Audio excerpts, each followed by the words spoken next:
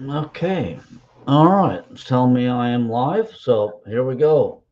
Friday morning, managers Q&A for Friday, April. Here we go. April the 8th already. Man, month is flying. So anyway, welcome everyone. Hopefully I am getting audio through. So little once again, the manager's job is just a little bit busy at times. So we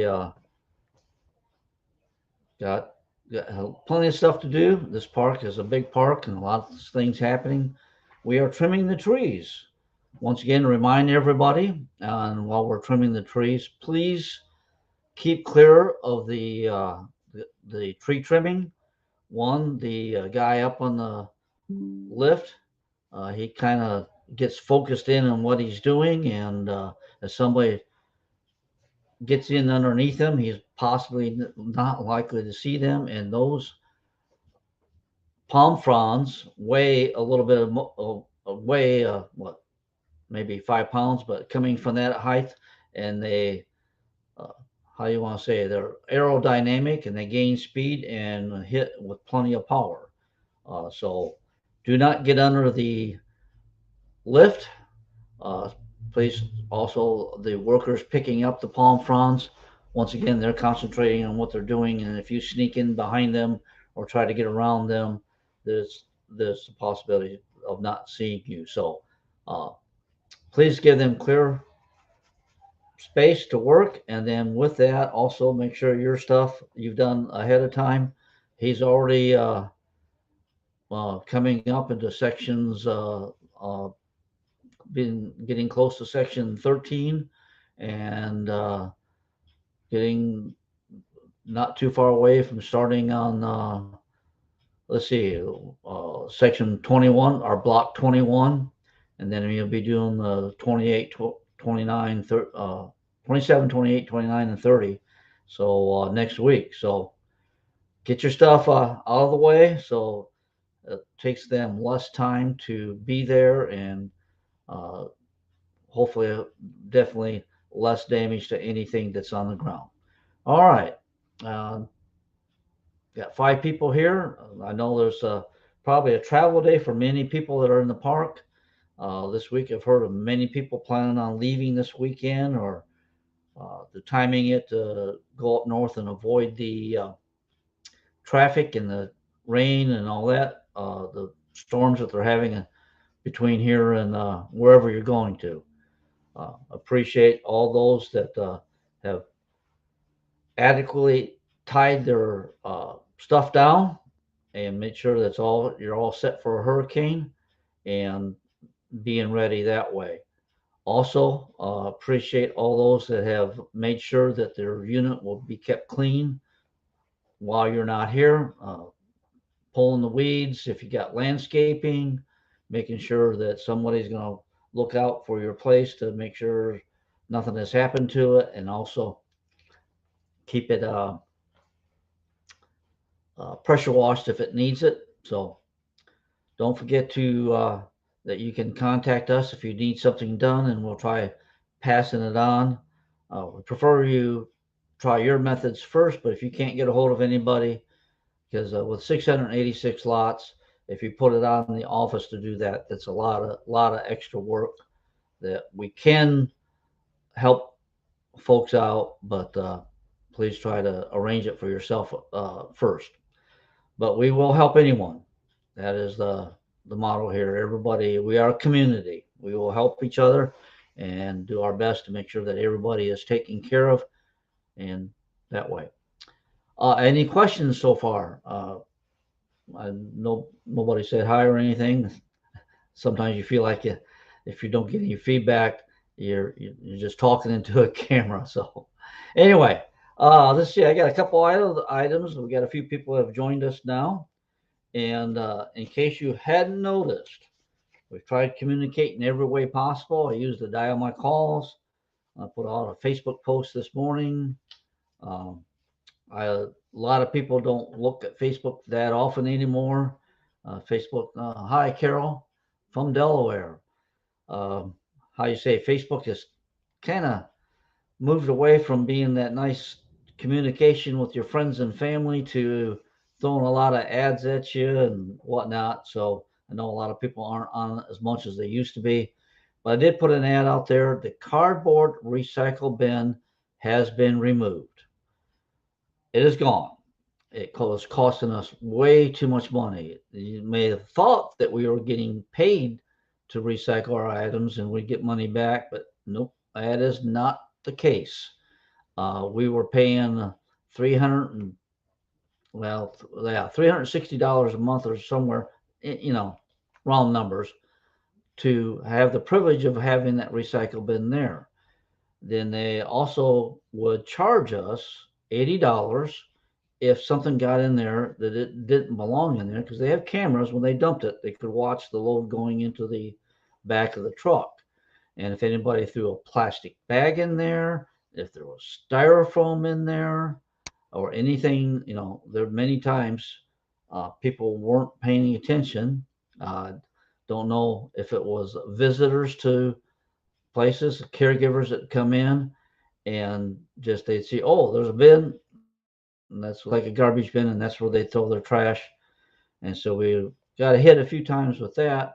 So to avoid that, we had the employees policing it, and that ended up being also very labor intensive, because if you look at the Facebook page this morning, I put a picture there of a day I went down there, and it could be any day because uh, there wasn't a time I went down there that didn't remove something from myself from that cardboard bin, but there was boxes, unflattened boxes, put in front of the cardboard bin, not flattened. You're supposed to flatten it. It doesn't do any good if you recycle one cardboard box. It takes up half the container, and nobody else can get cardboard in. It had sheet plastic in it. They didn't want any plastic bags or plastic sheeting or anything that was other than bottles, water bottles, or jugs, or drink bottles. Uh, they want clean items. They didn't want any food containers like you buy. And that picture's got the box unflattened in front, plastic sheeting in it. Inside the container, you can see like a McDonald's clear plastic cup. They didn't want any of those.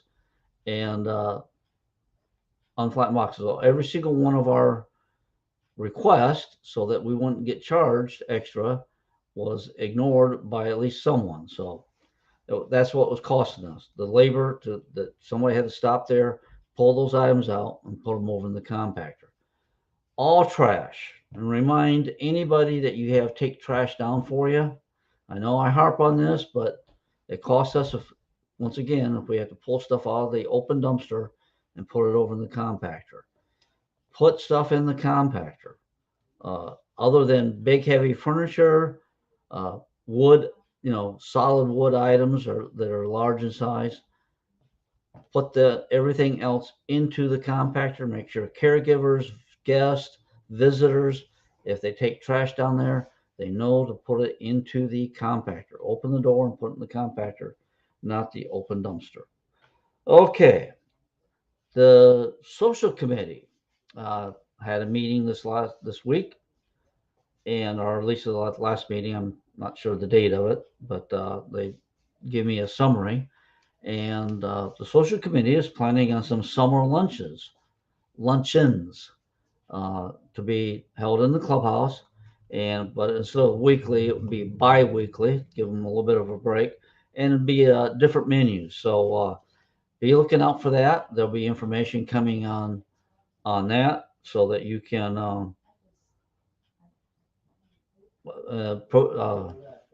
what you call participate in that and enjoy some lunches. There is also Ian Rumbles asked me to uh, tell everyone about this. The Easter Potluck is coming up. That is April 17th. So that is what do we have? Well, a little over a week away. I'm looking up my calendars up over there that I keep up on the wall. So the Easter Potluck is to be held Sunday, April 17th at 2 p.m. in the clubhouse. This is a free event. We ask you to bring a side or dessert dish. Sliced ham will be available on a first come, first served basis. The deadline to sign up is Sunday, April 10th at the clubhouse. So this Sunday is the deadline to sign up at the clubhouse for the Easter potluck. Volunteers are needed. A sign up sheet is also in the clubhouse. And that is just about pretty much it, is what I have. Uh, so just go over things that we've gone over many times.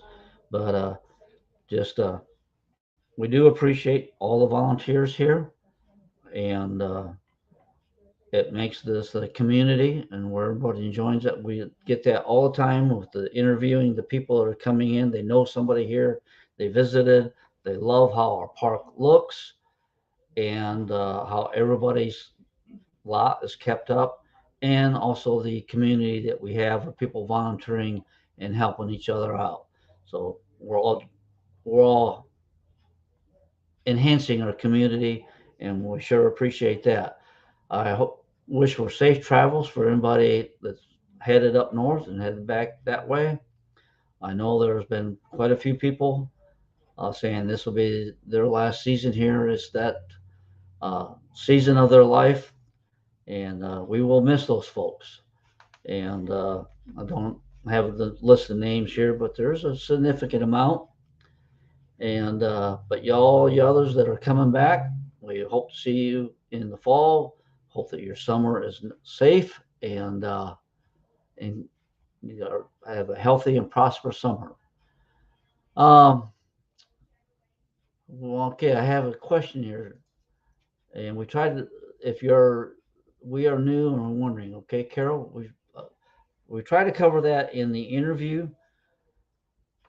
We have 6 guest spots down at the marina that you get a green parking pass. Now, if they're here during the day and they're just here for a short time, they can park in the as long as there's not an event going on, the clubhouse parking lot isn't crowded. They can park in the temporarily for an hour or so, park in the clubhouse parking lot. But we want to avoid that. We have the marina, 6 parking spaces there, and there's a couple other spaces I won't mention it on here that we can direct you to park to, and that's how we take care of guest parking.